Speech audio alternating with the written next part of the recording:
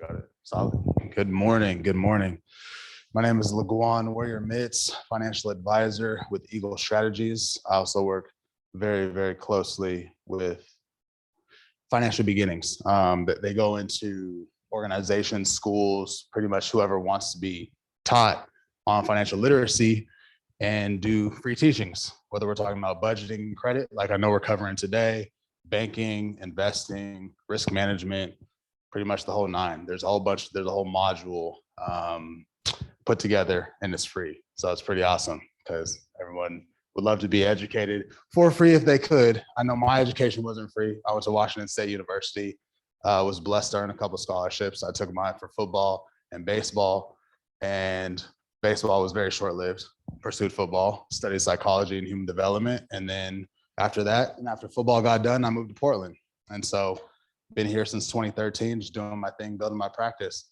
But the reason that I teach financial literacy in my nonprofit time and volunteer is because my dad played in the NFL for 7+ years, has nothing to show for it financially speaking. So I honor him, and he's still alive, but honor him and my mom who went to U of O. She's in the Hall of Fame for shot put and discus. But in the 80s, not many people were getting paid, especially female athletes, right? And so even though she went to the Olympic trials and all that, it didn't instill in me anything from a financial standpoint. I grew up West Seattle and Redmond, two completely different areas. Redmond has always been a lot of old wealth. It's where Microsoft is at. If anybody here knows what Microsoft is, yeah. So a lot of money where I went to school, elementary, junior high, and high school. And it made my mind start to really churn on how do these financial resources, like how do you get from point A to point B? And there's a whole bunch in between point A and point B, or you can say A to Z. And it starts with budgeting, crediting, figuring out what you want in life, goals, etc. And so that's why I do what I do. I'm very open, vulnerable. So I will call you out if you're not engaging with me. I'll stand up here in silence if you don't answer a question. So it's going to be super engaging. I just want to let you know that right now. Any questions for me before we start? Solid. So budgeting, 101. What would you do if you won the lottery? I don't know what it's at right now. Let's just say it's at 295 million. What would you do with $295 million? How much would you actually get? How much would you get? If the lot is at 295 million, how much would you actually take home? For people that don't have food in their mouth.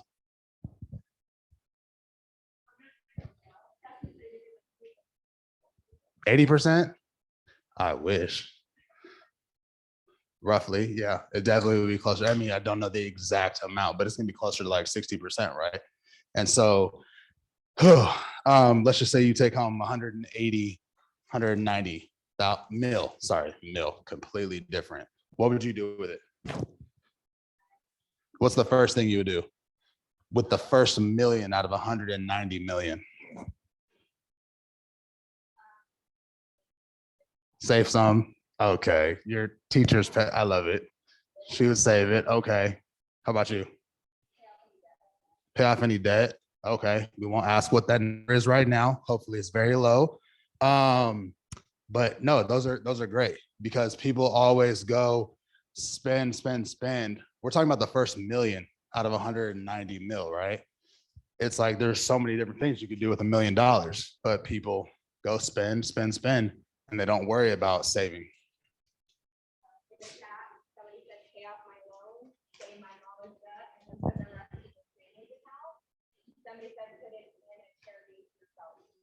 In a charity? To yourself? Maybe, okay. Maybe a trust to them. Okay. Okay. I like the track that we're going on. I like the track that we're going on. He said pay off mom's debt. So as far as goals are concerned, we have plenty of people in the room with plenty of different aspirations that they want to be in life, what they want to do with their life. So starting short term in the next year, What are some of the things that you guys want to do in the next year pertaining to finances?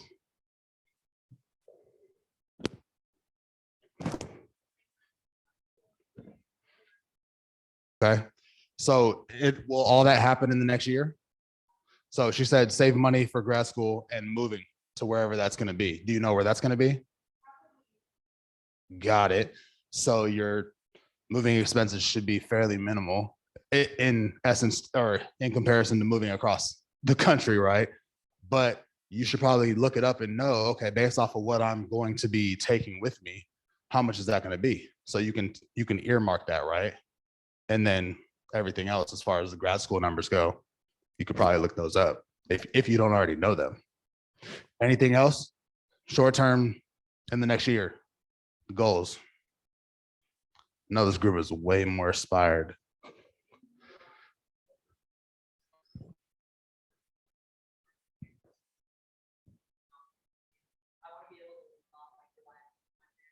Okay, so being able to be more sustainable and self-reliant, independence, moving off campus. Do you know what it costs to live off campus versus living on campus?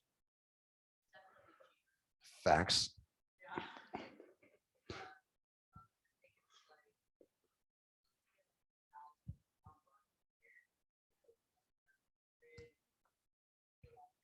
Okay. Now, with that, the difference being with what was said, the difference being roughly $300. Does that take into account any transportation, gas, or would you be walking to your house and back?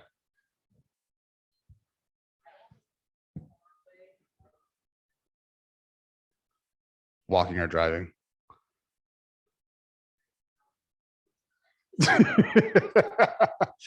So, but I mean, those are the things. It's good, and I appreciate you opening up because it's good to think about stuff like that in the sense of, okay, I'm roughly going to be 300.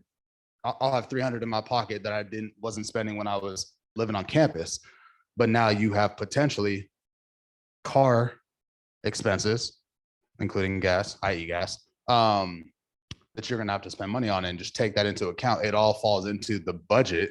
If you're really strict on your budget, some people like to make weekly budgets, is pretty anal. But monthly budgets, most people do monthly. Some people do quarterly. It all depends. There's different strokes for different folks. So, intermediate term goals. So I'd say 2 to 5 years. It says 1 to 5, but 2 to 5 years out.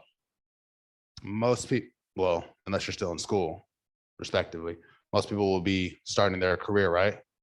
So what are some of the 2 to 5 year goals that you guys have? Yes. Have a car and stay for grad school. Is your approach with the car kind of like the snowball, like making double or triple payments if you have the money, or is it just paying it off? Okay, solid. Okay, nice. One other one? Get married in the next 2 to 5 years? Yeah. Got it. Married in the next 2 to 5 years. I hope whoever they're dating is amazing and they're already on the track to get there. That's awesome. That's awesome. Did I say graduate from grad school? Graduate school. Okay. Okay. So falling in line. Nice. And then long-term goals. Sorry, I'm not used to the mic. Long-term goals, 5+ years out. And I know it's pretty hard. It was hard for me to think about some of that between 17 and 23. But does anybody really know where they want to be at 30 right now? At 30 years old? That was quick.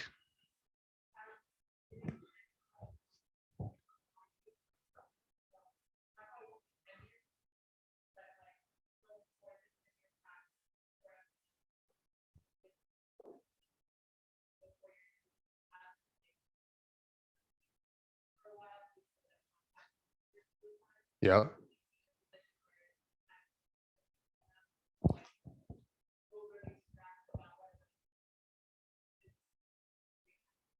Understood. And somebody I always ask for, anybody, this is for both of you because I'm gonna come to you in a second. Have you spoken with anybody that is doing exactly what you want to be doing roughly 10 years from now?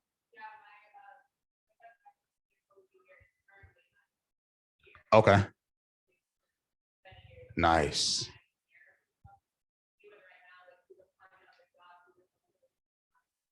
Got you. Okay. I love it. That was great. Thank you for sharing that. Live on your own. 10 years. Okay. Yeah, it is a challenge definitely to take the leap of faith and get out on your own, but it has its pluses and minuses, right? You're responsible for everything usually, but at the same time, you have the freedom. Just depends on what your vibe is. What your vibe is. Best of luck with both of you on those. Thank you for sharing. Okay. Oh, nice.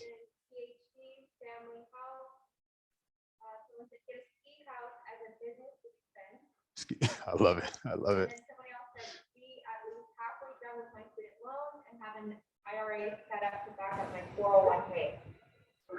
Got got it. Okay. Okay. We will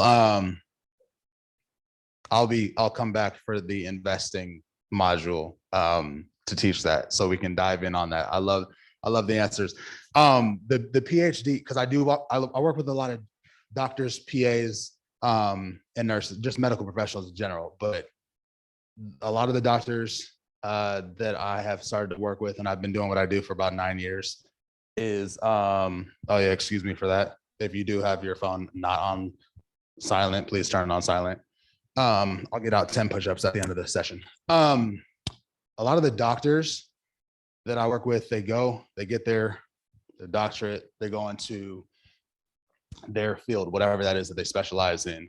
And then a lot of them feel that they have to, I guess, do what society expects as far as, okay, now you're making a ton of money, even though you have a ton of student debt, right?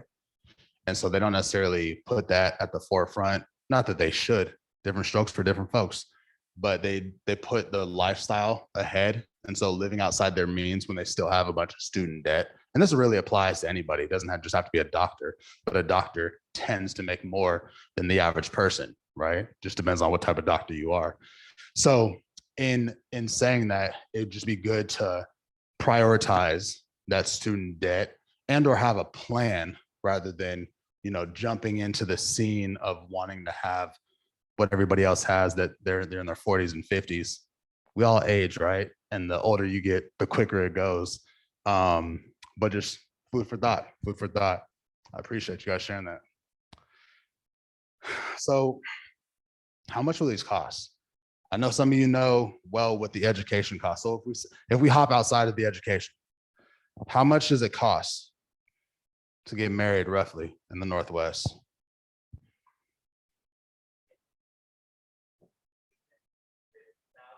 At least 15,000. Okay. Any other guesses? Zero if you elope. You still got to pay some fees. Just want to throw that out there. Administrative fees, but closer to zero, way closer to zero than 15,000. 30,000. Yep. I think that's roughly what people pay on average. Doesn't matter who's covering the bill, what people pay on average in the Northwest to have some of these weddings. Obviously, there's some that are way more, some that are way less, but at the average is about 30,000. Having a child. What do you think the average is? Nope. What is the average amount it costs to raise a child from 0 to age 18? And don't, everybody that's on the chat, don't be trying to Google it. Yeah, 200,000 is close-ish. 400,000 is too high.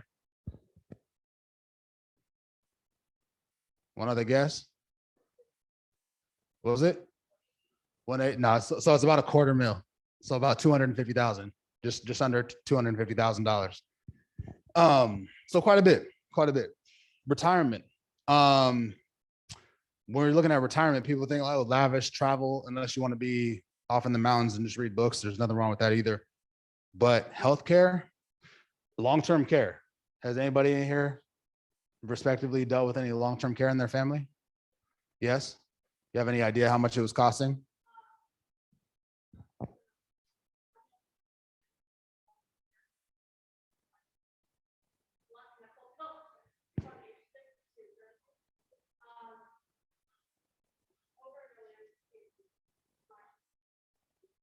Wow. Okay. Wow. You heard that. She said over $1 million in bills total. And that was over how many years?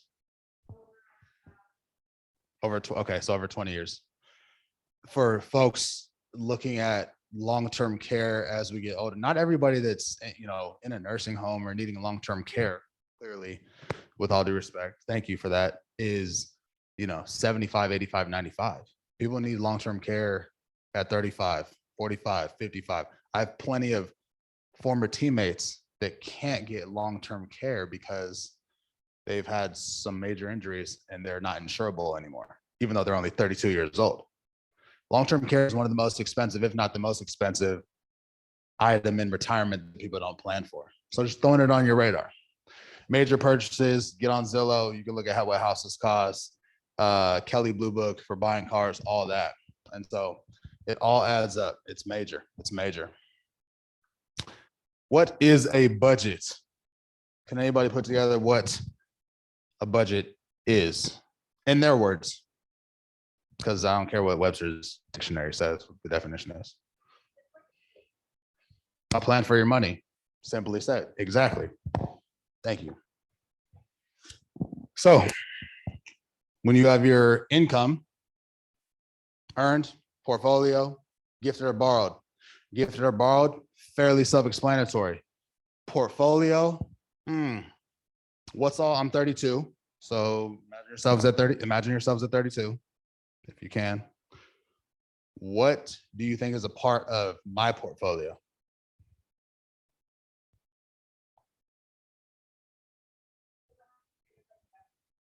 It can. So yes, investments. So okay, I have a brokerage account with investments. Investing in various things, Tesla, Apple, all of that. No, I didn't get GameStop. Things that you own, yes. So pretty much anything that has your name on it is a part of your portfolio. That does technically include like a loan per se as well. That's all a part of your portfolio. Some people say, oh, my portfolio are only things that make me money. Well, things that can make you money usually can also lose you money as well. So don't get on your high horse too far there. Anything that's a part of my portfolio would be something that has my name on it that pertains to finances, in my opinion. Okay. And then earned income. What is earned income versus unearned income? Wants to take a stab at it. Unearned income would be if you became disabled and you had disability insurance and you weren't working. That's unearned income. You paid for your insurance, so that's paying you, right? But you didn't work. You didn't do job, wages, salary to get that income.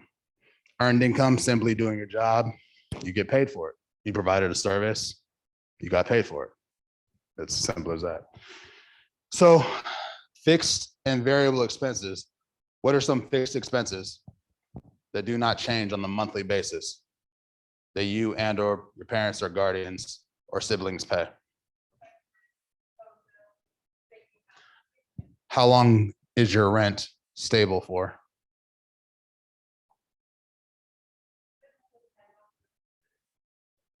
Right. So it is going to be fixed for 6, 12 months, 18 months, whatever the lease is that you sign, but then most likely that'll go up, but that is fixed for the term. What else is fixed? Food. Your food is fixed? Are you an ultimate budgeter? But do you spend the same amount on food every single month? Oh, absolutely, absolutely, absolutely. But if you're not spending 400 on food every month, then that's not fixed because that'll be a variable expense. Does that make sense? Right. But some people, that's why I said ultimate budgeters. Some people are ultimate and they spend the same amount. Will take off, $5 or $10, but they'll spend the same amount on food every month because they will not go over 400 or 600 or 900 if they want to go to Whole Foods and New Seasons only. Like, who knows? Yeah, that's so we got one fixed expense.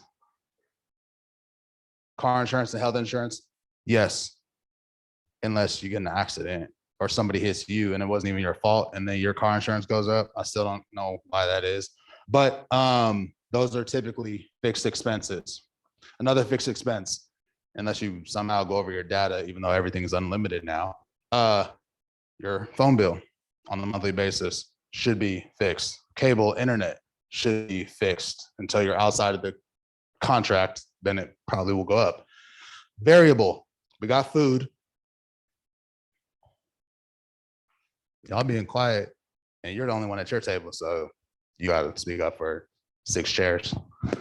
Some variable expenses. Gas, yes. Water, yes. I was gonna say, if you have a fixed water bill, you should come be my accountant. What are some variable expenses? These 2 middle tables.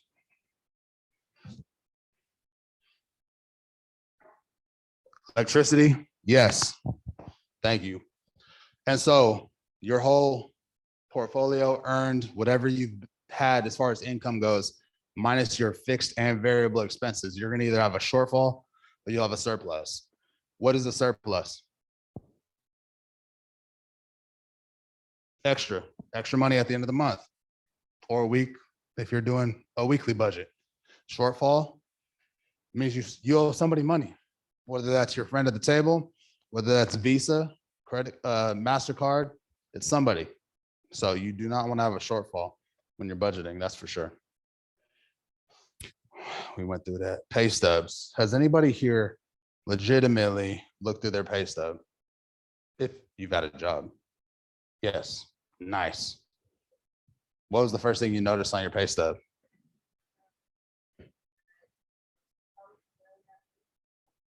Why is that? She looks at the gross income first.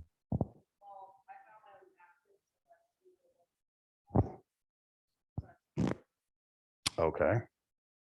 Head of the game. Like it. Taxes. Okay. I see the chat. Yes. So gross income on here, our gross pay, very clearly marked 1,300, right? How much do we actually get to take home? You can say it out loud. 1153. Yep, exactly. How much of this purely went to holiday reimbursement expenses? Holiday pay and reimbursement expenses.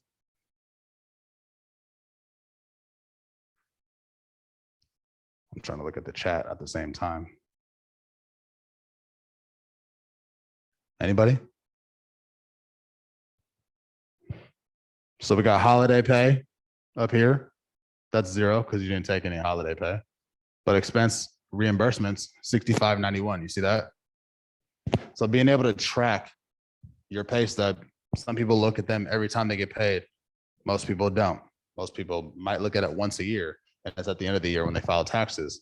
But knowing how much is going into taxes on each paycheck, it's pretty key. You should probably know that. You should also know what's going into your 401k. And if your employer happens to give you a match, AKA free money, you might want to know what that is. Because if you have to put in 5% to get the 3% that they'll match, put in 5. If you only need to put in 3 and they'll put in 3, sweet, that's 6. Put in 3. Yes.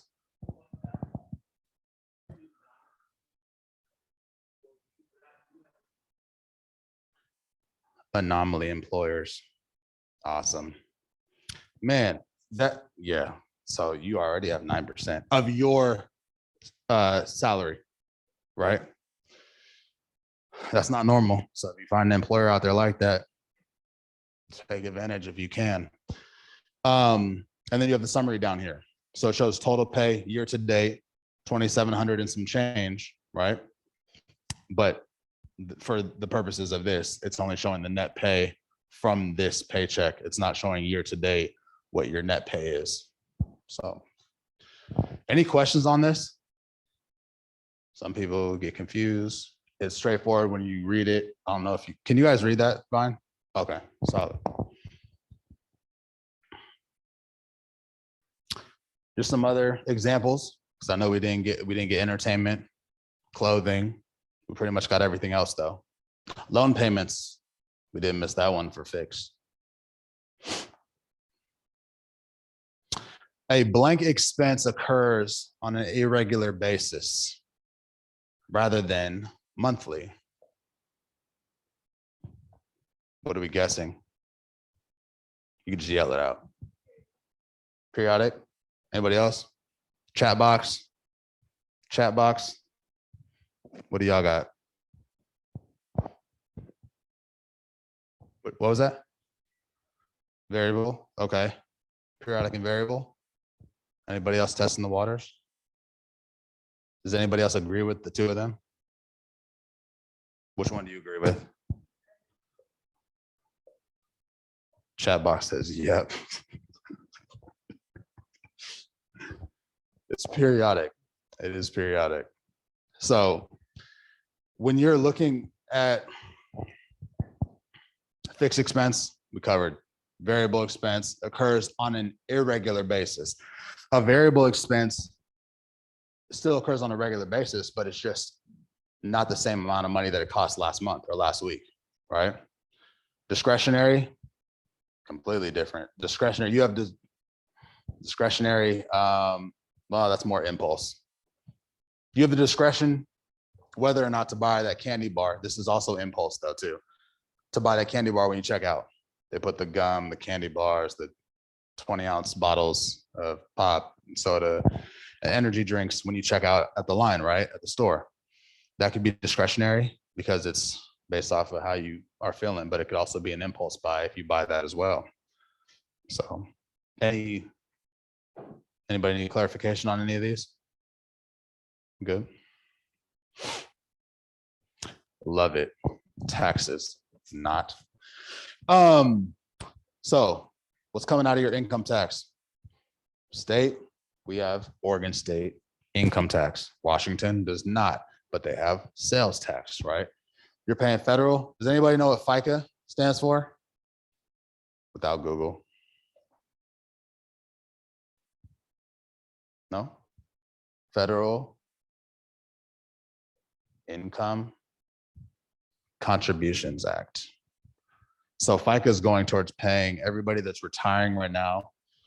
Most of us, mine are gone already, but most of us grandparents' age, some parents' age, going towards paying their Social Security. Hope it's around when we get there. Doubtful. That's what FICA is. And then if you have a city tax as well, you pay that. Sales. We don't have sales tax in Oregon, but I'm gonna assume everybody in this room is not from Oregon. Is everyone in this room from Oregon? Oh, I was like, dang. Where are you guys from? Not Oregon, Oregonians. Who? What? Hawaii? Oh, okay. I was like, what? I was speaking up for her. Thank you. Got you. So as far as inflation in Hawaii is things like if I go to buy milk or a pineapple, it costs more at the grocery store there than it does here because they have to have certain things brought in, right? So that's pretty much all food purchases and general purchases out there. Real estate. Is anybody in here an econ major? No econ majors? Okay, we won't go down that road. Excise tax. This one's always hilarious to me because a couple of years ago, I was getting gas in Washington. Saw a group of buddies come in and they wanted to buy cigarettes. They're from Florida. The teller told them how much cigarettes cost. they said, oh, I guess we're not smoking anymore because it was insanely more expensive up here than it was down there because of the excise tax. So on the label, you know, it might say $8, but when you go to ring it up, it's like $12.50. That's excise tax, $4.50 and excise tax. So there you go. Any questions on this slide? Cool. I love this one. I'm going to sit down so my blood pressure doesn't rise. What are some needs versus wants? Beauty and working out. Oh, yep. What are some needs? What do you need? Water. That is definitely a need.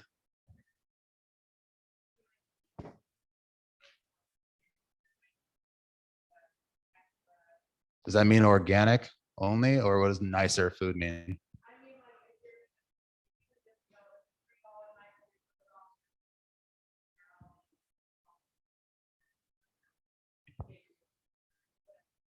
That's fair. Okay.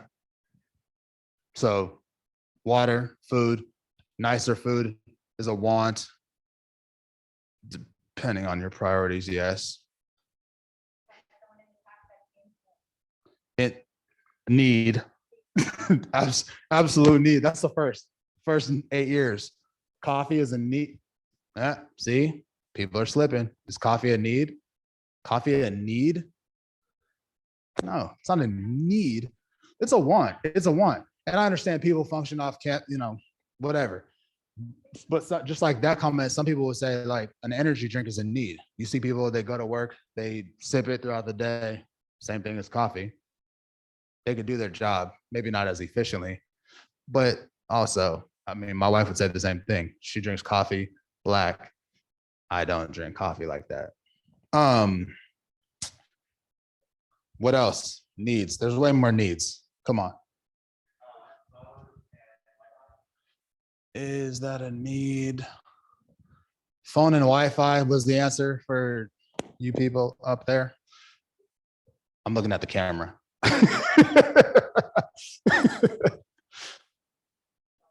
Shelter. I would have to argue with my ancestors, but potentially. Either way, you need shelter at some point, yes. But I would argue that more so around clothing rather than shelter. Shelter, absolutely. I'm still Wi-Fi, phone.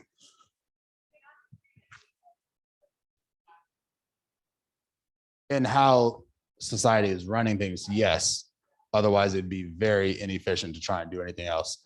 So yes, as a student, correct. Were you gonna say something? Not necessarily, but that's the thing. It's different for every household, right? Just like it's different for, like, I'm no longer a student. So do I need Wi-Fi? It would be a heck of a lot easier to do my job with it. Yes. But did people have it when they were doing the same thing that I did back in the 60s and 70s? No. But it allows us to be more efficient as a society. So, what? We got some jokesters on.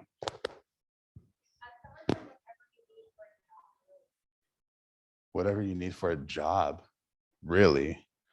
Can elaborate.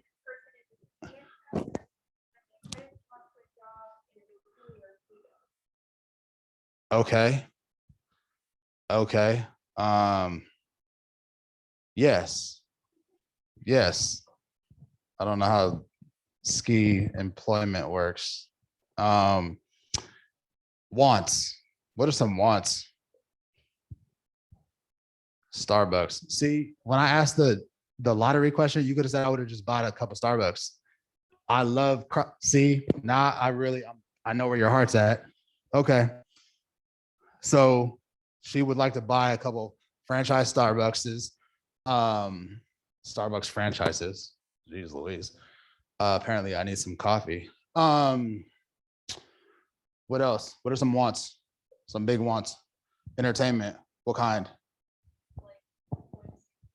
Want to see a movie? Okay. You get the whole like bucket of popcorn. Is that what you do? Oh, okay. So you just go to the movie theater because you like the ambiance. Got it. So it's like some people like certain things you can get at the movies because you can't do that at home, even though you really could. What are some other wants? The who? Vacations. Absolutely. I love vacations. Nailed it for me. Vacations, they're huge. People say like, oh, I need to get all my stress out, unplug, whatever it may be. That's big. In the movie theater, that's what you may get. You get that at Starbucks. Um, you got this. I know you guys want more than this. What do you want? In the middle. Yeah, you. Yes, what are some wants? Already taken. You got something else. I know you got something else cooking. Shoes. Thank you. What are we talking? Athletic apparel? Are we talking fashion designer? Athletic? Are you a swoosh or a three stripe person? Or neither? Are you a Puma person? Got you. Did somebody have their hand up over there? Sorry.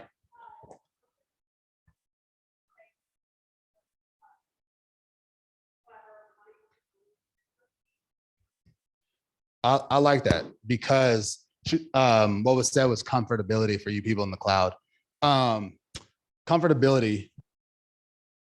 I mean, you nailed it.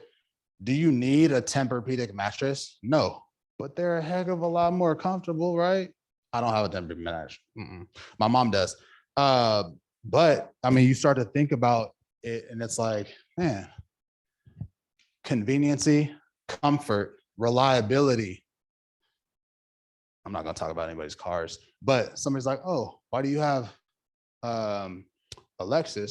Like that's Toyota made. Like Toyotas last forever if you take care of them and maintenance them correctly, right? They should last for a long time. So I don't plan on getting a new one anytime soon. It's still going to be the year that it was made in 10 years from now, and I still plan to drive the same thing because it's reliable, comfort. Thank you for that. Was there any other jokesters on the cloud? Impulse purchase. I know we already went through this, so I'm not gonna sit on it very long. A, B, C, or D?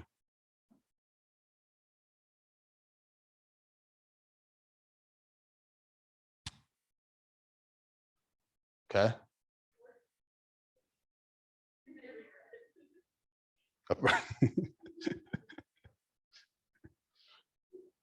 It is B. So a lot of people do not put stuff in their cart, leave it. Think about what you're about to purchase, like I did with my vehicle, right? Like I do with my shoes. Some people ask me, "Oh, like those kicks are oh, you just got those?"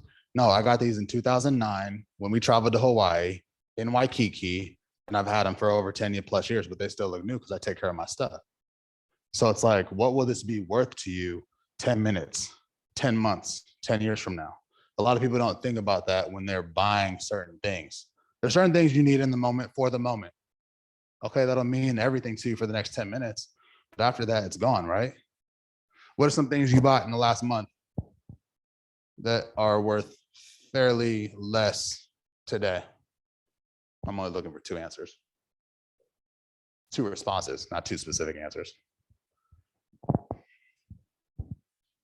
If somebody puts a bikini, all the food I ate, is fair?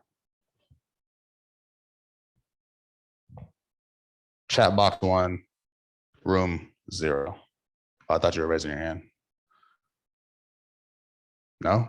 You guys didn't buy anything the last month? You bought a bunch of COVID tests? Have you used them all already? Dang. Okay. I mean, so their value is gone now, but you used it for what it was worth, right? I mean, that's a pretty, both of those were instantaneous things. I mean, food's gonna go bad or you're gonna eat it unless it has a shelf life of 2 years or something. Alcohol. Where was that purchase you may regret? Shopping online. So I kind of jumped the gun on that. But has anybody actually done this? Put something in your cart for you have? Right. Right.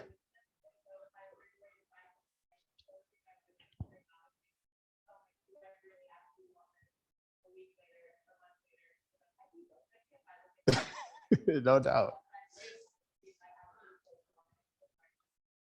I love it. I love it. A lot of people don't do this. Doesn't matter what age, what generation you're in. A lot of people just don't do the 1 hour. I would say the overnight thing is really where it clicks. Like you said, it's on the wish list.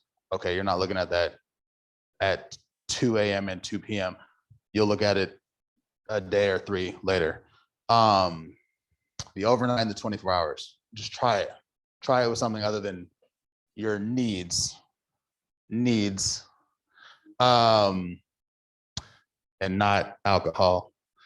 Try it with something and just see if you still feel the same way about it, 48 hours later, because most likely you won't. And that'll really help with impulse purchases, but also with you staying on budget. Because if you spend something that's outside your budget, I'm assuming that you have made a budget at least for 1 month after going through this and some of the other modules that hopefully we get to do. You would have to add that random buy to miscellaneous. Or if you have an entertainment category under your budget and you put $100 in there and you just spent 75 on this impulse buy, you could put it towards entertainment or miscellaneous. It just depends on if you've gone over either of those categories, right? So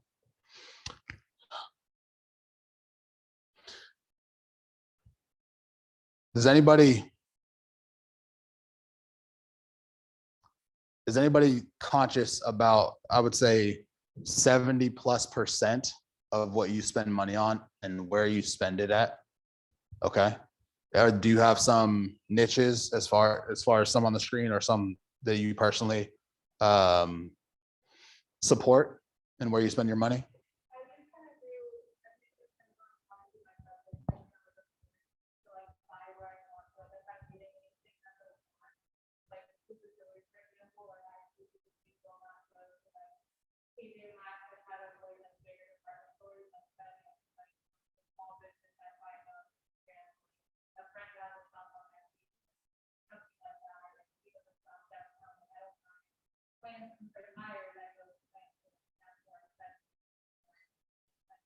Right.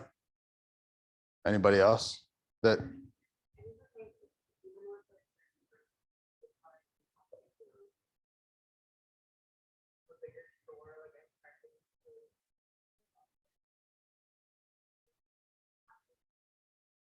Okay. Has everyone else thought about it, or has it just not even kind of crossed your mind and it's just more of like a convenience thing? Because that's where most people fall into and it's fine. But it's just, depending on what you want to do with your money and being able to track it, this is a key way to doing that. Shopping local, shopping smart. Not that you're not already shopping smart. You may be like a couponer, but if you're going to Fred Meyer, which is obviously a huge brand because they have some phenomenal coupon deals, but not supporting like a local grocer, it just depends on where you want to spend your money. And some people just don't care. They just want to get whatever the product is that they need in the moment or for the time being and keep it moving. And there's nothing wrong with that, but it's just something to look at. So where can I cut expenses? I could cut expenses personally. I don't really spend a lot of money. Technically, I guess I could cut Netflix. I could cut Netflix and be fine. What are some expenses? One from each table. One from each table. Go out to eat a lot. Do you know how to cook? Okay. At least you're open-minded to learning how to cook. Okay, that's fair. What about you guys? Where could you cut expenses? Going out to coffee? Are we talking Starbucks or a local shop or Okay. But they're a little pricey. They can be. Or is your drink pricey? I got you. Do you know how to make what you order at home or no? Got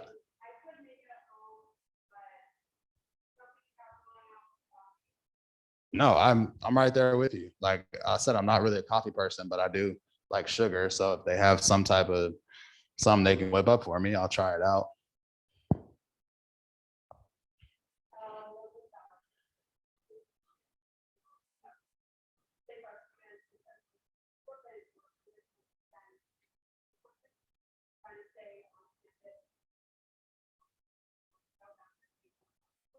Okay. Local travel expenses for you cloud folks. Clothes shopping. Elaborate. Uh, are you going on vacation? Gotcha. Okay. So you will be going home at some point.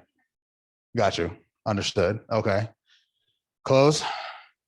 You got you 1, 2, 3. Well, the three of you are one table. What did you guys say? Did you guys have anything? I know you guys are cutting expenses somewhere. You can't say anything that was already said. Alcohol. Okay. That's fair. I mean, yeah, that's fair. That's if you're 21, that's fair. Got it. The three. Oh, she got you already. Was that it? Um, I know you guys can cut some expenses back there.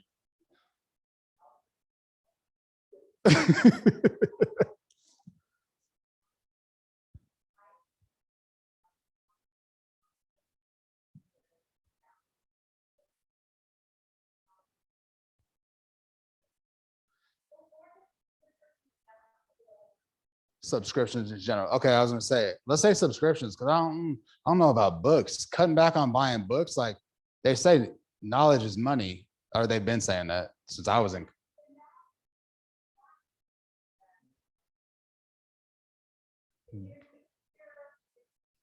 Okay, okay, that's fair.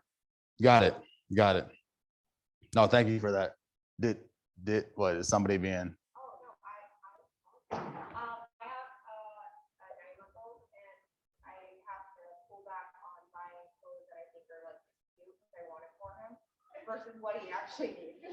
That's fair.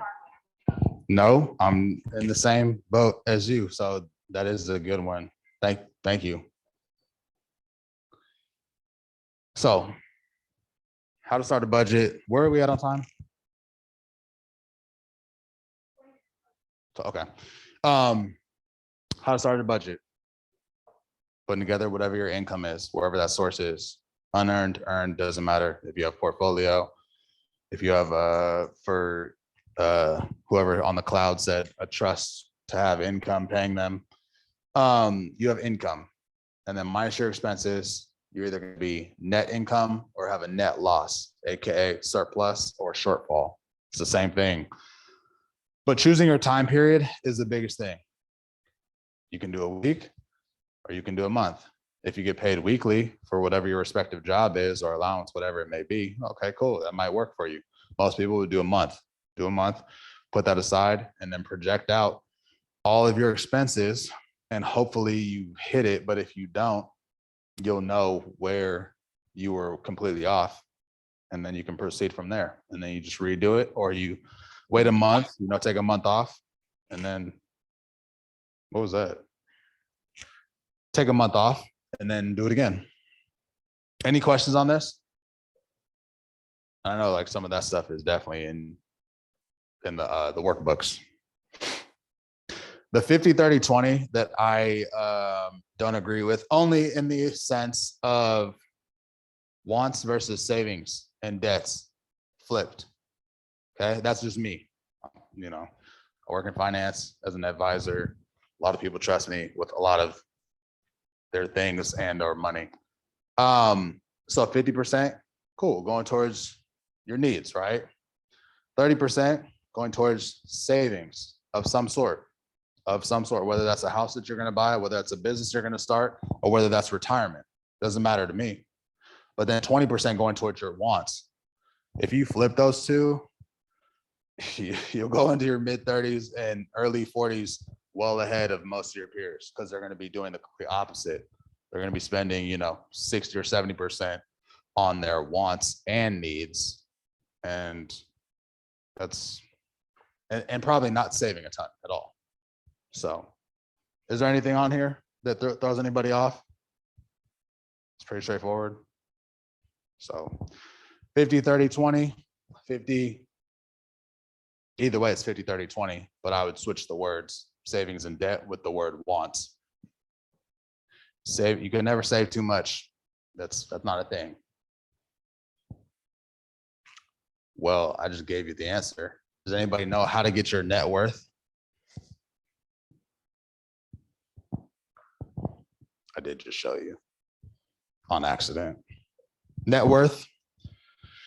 Does anybody roughly know what net worth is, what it means, when you need to use it, when you would be asked for it? Maybe when you go buy a house, maybe if you go to start a business, if you go to take out a specific type of a loan, you might want it. So you total up all of your assets, everything in the bank, everything in your retirement accounts, any houses that you own, any vehicles that you own, anything that has your name on it, and minus your debts, which would be the liabilities. Student loans, credit card loans. Please don't run up your consumer debt. That would be credit card loans that you can't pay off and buying vehicles that you can't pay the car note for every single month or a year, however you pay it. And don't buy a house that is outside of your means. Buy a house where you can cover the mortgage, whether that's just you or you and a family member, significant other, whatever it may be. Don't buy a house that's outside of your means. We can get approved, my wife and I, for a $1.1 million house. Would we buy that? No. We would top out at looking at something around 800,000. And that's the max because we don't want to live outside of our means. All right. Any questions on this? Yeah.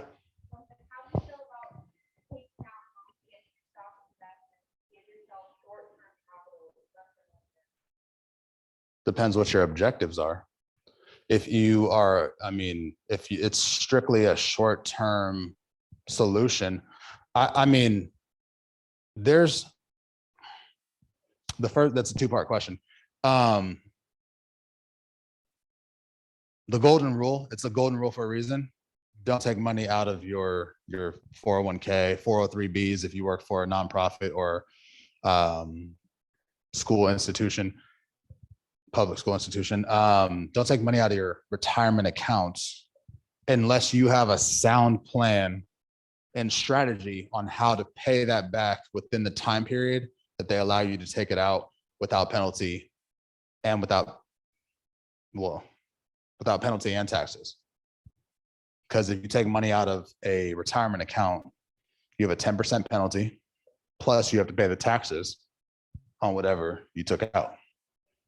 So that has to be a very quick turnaround for that specific question. That has to be a very quick turnaround for them to take that money out, apply it towards whatever they want to raise some capital, right?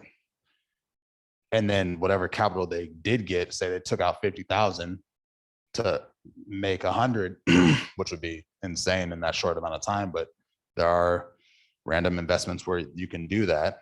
You would need to put that 50 in. I think it's within 60. You would need to put it back within 60 days of when you took it out. So if you can find an investment that's going to double your money in technically 54 days, let me know so we can put some money over there. It's a good question, but a lot of people do that, but they don't put the money back in time. So they have to pay the tax. And then there's, the penalty is in itself. I'm not paying 10% on anything. It's my own money, right? If you can't do something and you're not in a position to use somebody else's money, that's what leverage is when it comes to taking loans out, whether it's for business, personal, whatever it may be, use somebody else's money, but you need to have a strategy on how to pay that back. And the foundation of credit, wrapping up. Perfect segue. Is debt a bad thing? Is debt bad? No. Yes. Why? This is an argument. Go. Why is it a bad thing?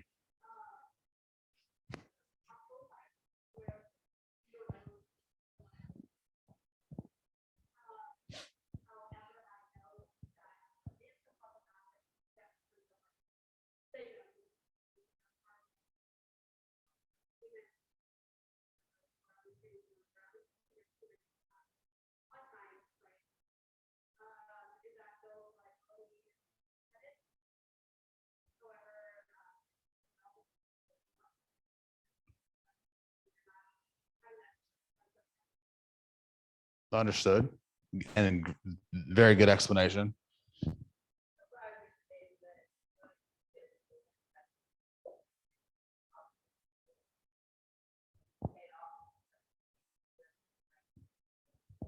Okay. So both in a sense, saying similar things around debt can be bad. If we're talking about consumer debt, there are certain aspects of it that are good in a sense of buying a house, buying a car, it allowing your credit to raise if you're paying your stuff on time and consistently. It's going to raise your credit score, right? And allow you to have lower interest rates. The higher your credit score, the lower your interest rates, aka the less money that you're wasting in paying somebody off because they loaned you money, whether we're talking about student loans, whether we're talking about a car note or a mortgage. There are plenty of other things that you buy, but those are the main three usually, right? Leverage, we just went over how to leverage it. In the sense of when it comes into play that a lot of people aren't aware of. Being hired for specific jobs, because of some law changes, I can't think of any off the top of my head, but there are specific jobs that require you to have a decent credit score. So that's one. Most people know buying a house, buying a car, getting a credit card. That's all going to affect your overall APR. What is APR or APY pertaining to credit cards? Annual what? Annual percentage yield, APY, APR rate. Rate is correct. 2 out of 3. Thank you for that. So annual percentage yield or annual percentage rate. So when you have a higher credit score, those numbers, both, it doesn't matter which one I'm talking about, go down. Does anybody in here have a credit card? How long have you had yours? How long have you had yours? 2 or 3? Did one of you raise your hand? 6 months. Okay, so you just got it. Do you remember the process? It wasn't hard. Exactly. It wasn't hard to do, right? You could open it up. Did you read all the fine print? Do you know, do any of you know, and this is for everybody. Do any of you know what your APR is?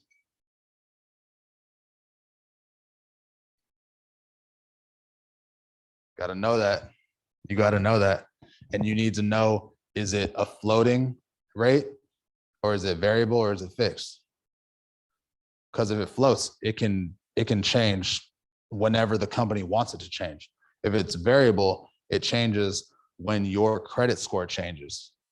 If it's fixed, at least you're locked in from the annual date you got your 6 months ago. So for another 6 months, it's locked in, and then it could change in 6 months from now. You got to know what it is though. And when your anniversary is for your respective cards, you guys got to know that next time I see you.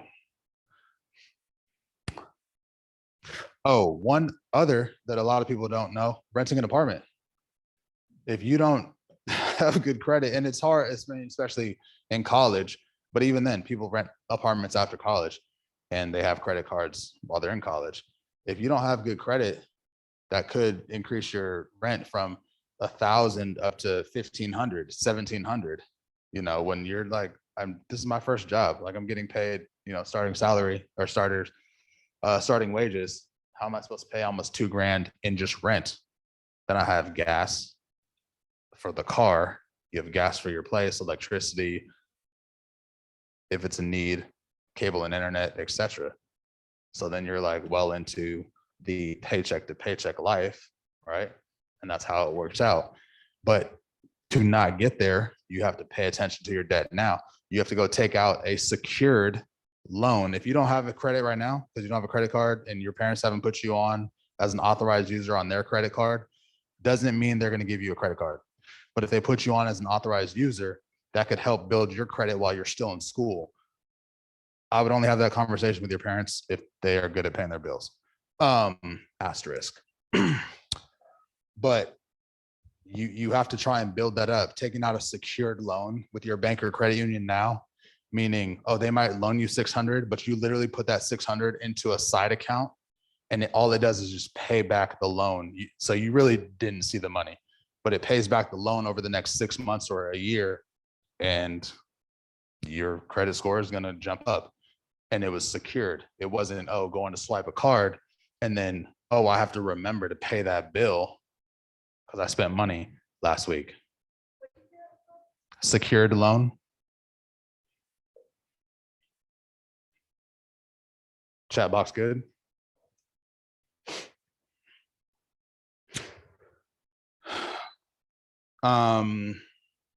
Debt advantages. Getting something now, spreading out your payments over time, but you're obviously going to be paying interest. And some tax advantages if you have loans, specific loans. Disadvantages, you have to pay interest. Is anybody in here the 20-ounce bottle of Pepsi, Coke, Sprite, whatever your liking is anybody in here going to pay $3 for that bottle? 20 ounces? No? $2.50, $2, $1, 50 cents. You guys just are not buying any pop? Nobody in here drinks pop? What is that? Sparkling water? Okay, yep, thank you. Everybody here, I know more people in here drink sparkling water. So for a can of sparkling water, how much will you pay for sparkling water? Maximum. $2? $1? You said $2? Who in here would pay $1 by show of hands for sparkling water? 1, 2, 3, 4, 5, 6, chugging, 7. Okay. Who in here would pay $1.50? 3, 4. When you buy something, regardless of how short term it is, and it's growing that interest, like the people that would be paying $1.50, some people drop their hands when I said $1.50. But that's the difference between you and them in the sense of, okay, on this credit card, if I swipe that and I spent all of 10, I know we're talking about a can, but I spent $10. Are you going to spend 13 to pay that off in 2 or 3 months from now? Is it worth that? Or is it not? It's a waste of money, in my opinion. But everybody buys into that system, right? Does that make sense? Anybody got questions? Okay. How to decide if you should take on the debt? I mean, does it hinder you or does it help you? It's really as simple as that. If it helps you, okay, by all means, put together a plan to get it done. But if it hinders your goals and what you're trying to get to long term, then I don't know that I would take that out.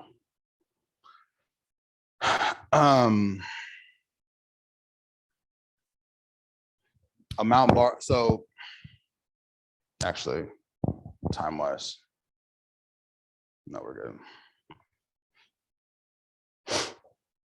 5 C's of credit. I do like character. They want to know that you are going to pay your bills. So That's the first C. Capacity. Do not spend over for the 3 that have credit cards or that said they have credit cards. I know there might be more in the building.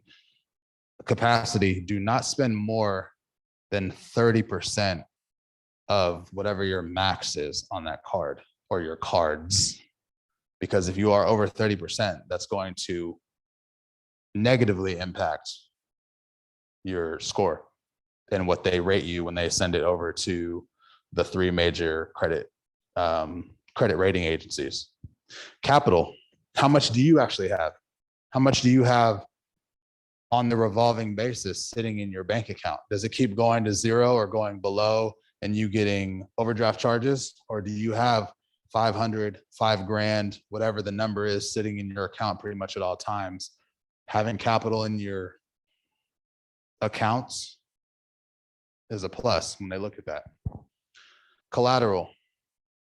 Not necessarily something that a lot of people do, but you can, when it comes to credit, raise other things like your car. If you owned a home, you could put that up as collateral for some of the credit that you borrow from certain financial institutions.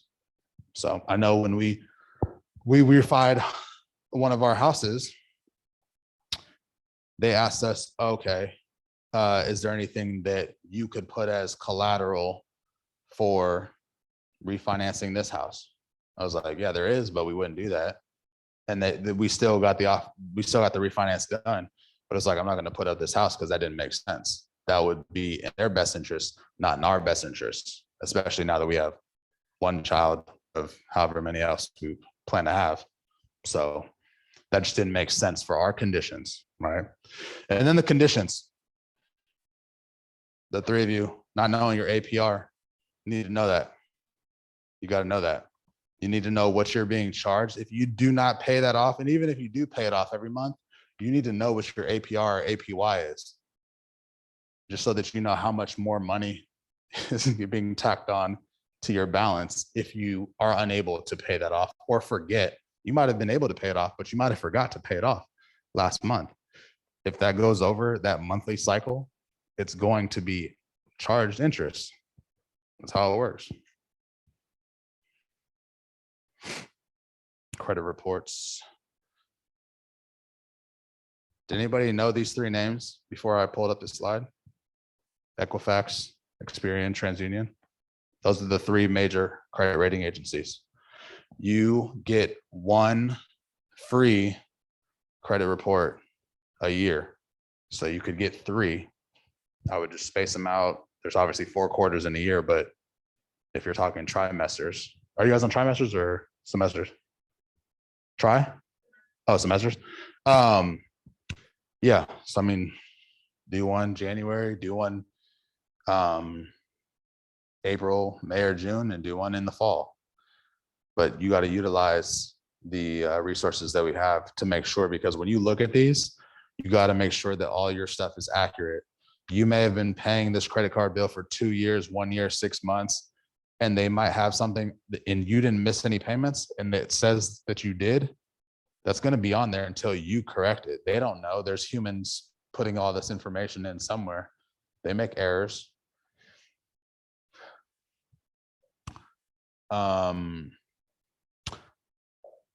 Making sure your accounts have that bottom have closed or marked closed at consumers' requests.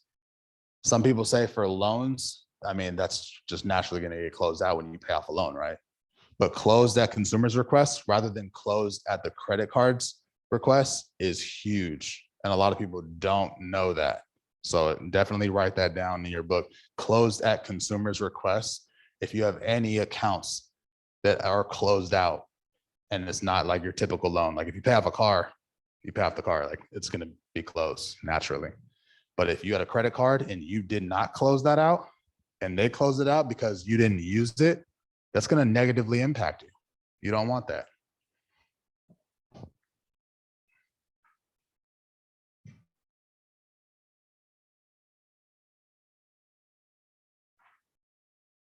The good old credit score range. Anybody know somebody with a question?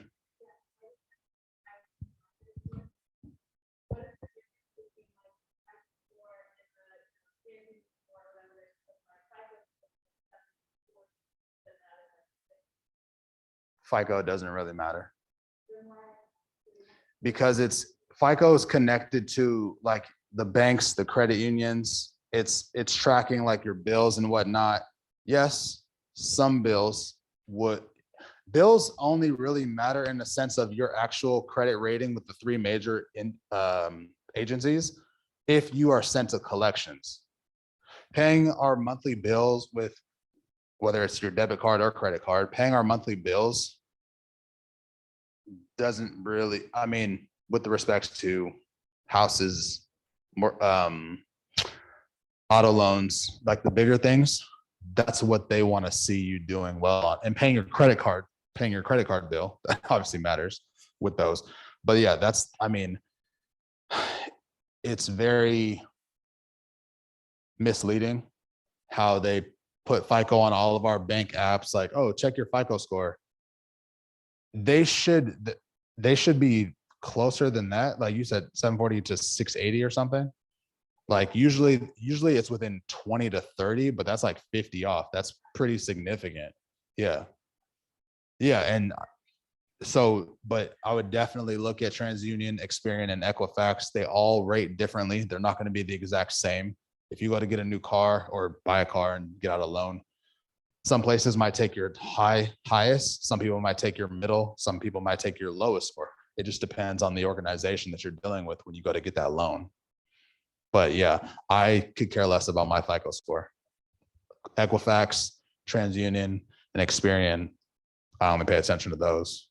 I see the other one, but it doesn't mean anything to me. Yeah, no problem.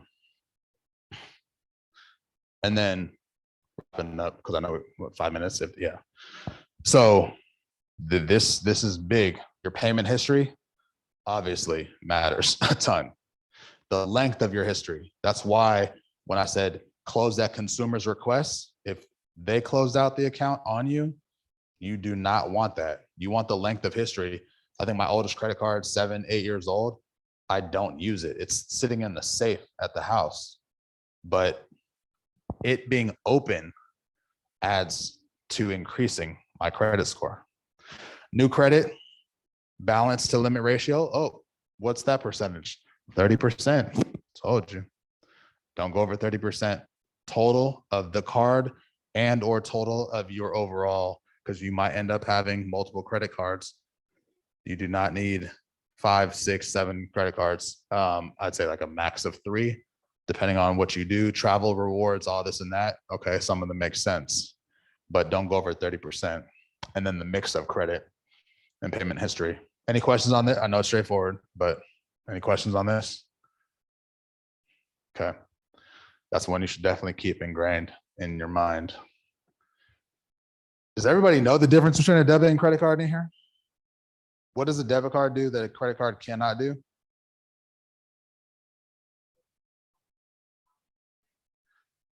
It takes money out of your account right away. Exactly. A credit card, you can get cash advanced, but it's not coming out of an account. It's coming out of an account that's going to be running up daily interest at an alarming APR. It's not even APR, it's a daily percentage at that point. Correct. I mean, it's pretty simple. Everybody here have a debit card? Does anybody here have an ATM card? Yes? ATM card, you can only pull money out from the ATM. Oh, some people have ATM cards, so you do? See, I knew it. Thank you. Anomaly in the building. Are you a budgeter already? Oh, okay. And then credit cards, you can obviously get your rewards with. And it's definitely a lot easier to dispute fraudulent charges on your credit card than it is your debit card. Again, just a reminder, if you have a guardian and or parent that is good at paying their bills, have that conversation with them. Hey, can you put me on as an authorized user on your card so that my credit gets like a double boost with whatever you're doing personally and then whatever they're doing. Because if they're paying off that bill every single month, it's going to increase your credit score as time goes on. So it's definitely worth the conversation if they're good with their bills. And that is everything that I have for you guys. I appreciate the engagement, the opportunity to be here and share this all with you. It's obviously heavy on my heart, not really growing up with a ton around a bunch of people that had financial resources that we didn't have, and wanting to, just change the culture. And so thank you for your time.